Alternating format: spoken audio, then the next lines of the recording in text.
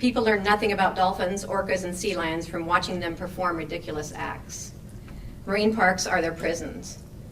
And a personal experience I had was I lived in the Florida Keys about 20 years ago, and my father and I went to swim with the dolphins at this supposedly rehabilitation place where they were very careful. It wasn't a pool, it was a roped off area of the Florida Bay. They only let people come 2 times a week. They introduced you to the dolphins. There was only 3 dolphins. These dolphins supposedly were rescued, rehabilitated, and then were going to be set free. And they were very careful in their arrangement with the dolphins, and we felt okay about that. And it was a wonderful experience, to be honest with you.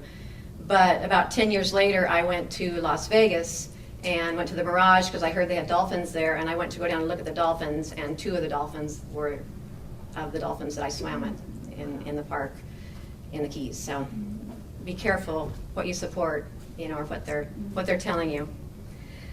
Let's see, on rodeos. Modern rodeos masquerade as feats of prowess and valor. They supposedly portray rough and tough exercises of human skill and courage in conquering the fierce, untamed beasts of the Wild West. In reality, handlers at rodeos antagonize tame animals with electric prods, straps, spurs, and tail twisting. Rodeo horses and bulls buck to try to release bucking straps, cinched tightly around their abdomen, intestines, and groins. They are cinched so tightly they lurch in response to the pain. Cows and horses are often prodded with an electrical hot shot while in the chute to rile them, causing intense pain to the animals. In the calf roping event, 3 to 4 month-old babies are clotheslined around the neck as they race at breakneck speeds.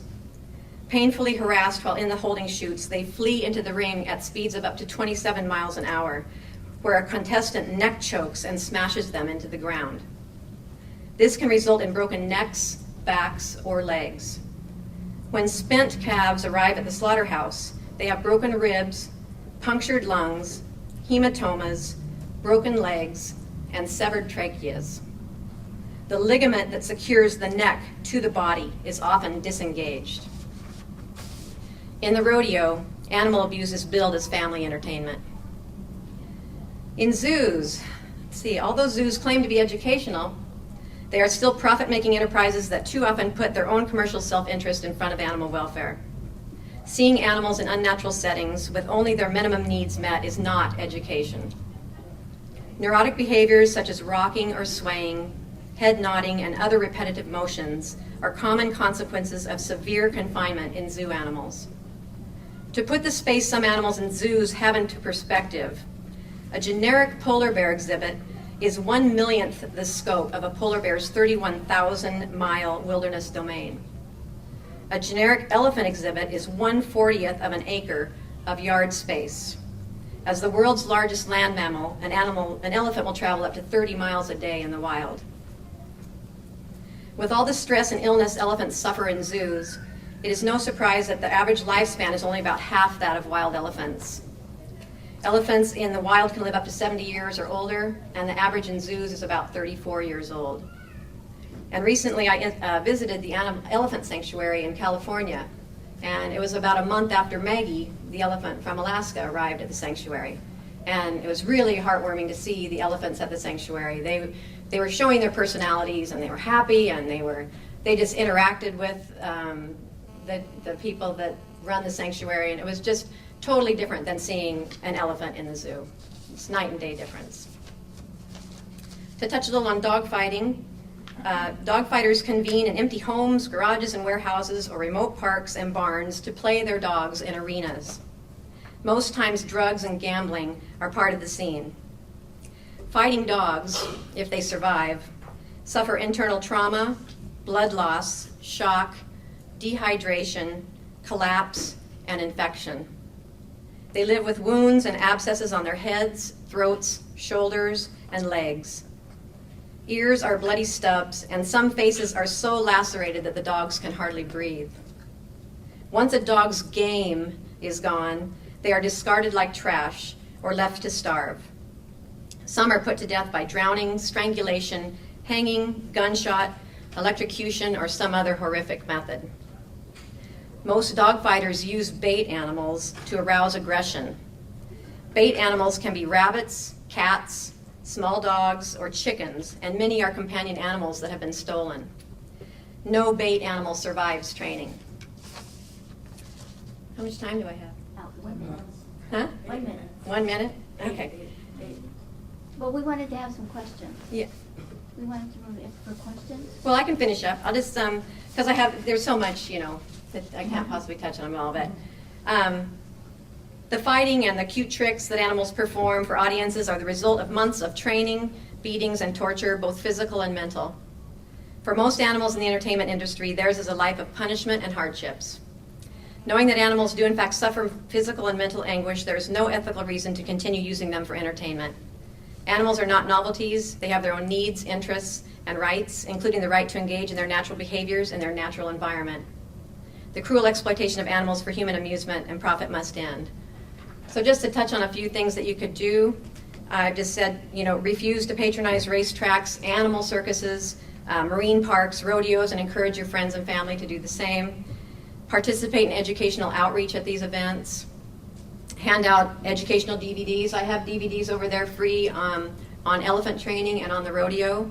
And if we run out here, there's more upstairs at our table. And I do have literature over there on rodeos and circuses and elephants in the circus. And work with your local officials to try to get these animal acts banned. And in an indirect way, how animals are used in entertainment is in sports. Recently, I don't know if you know, but Adidas uses kangaroo leather for their soccer shoes. They sell soccer shoes made of kangaroo leather. So a few years ago, there was a semifinal soccer match going to be here in Portland, and it was the women's semifinal World Cup, and it was Germany versus the United States. And Adidas is a German company with an office here in Portland. So we thought, what a good opportunity to educate all these 27,000 plus people that were going to be at this soccer match about Adidas Cruelty. So we decided to streak at the event. So after Matt helped us sneak in the flags and we scalped some tickets, me and myself and another IDA volunteer got our flags out and streaked with our flags that said Adidas kills kangaroos and boycott Adidas in front of 27,000 plus people and international TV. So any kind of outreach you can do to get the message out there, be creative. It paid off, so. That's all I have.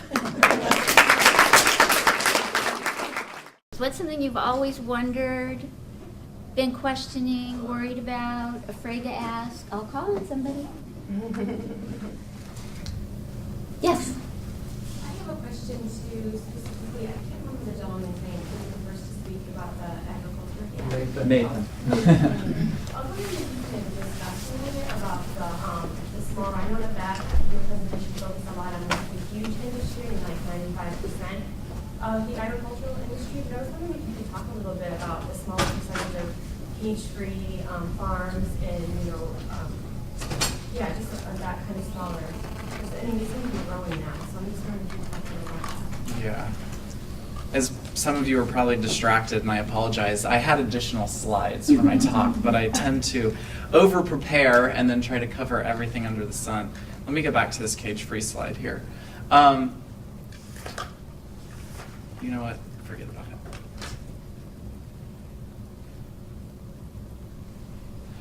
Basically, there is a growing demand for cage-free. That's sort of what a lot of the shift in the industry is towards. And there's a number of different terms that are used.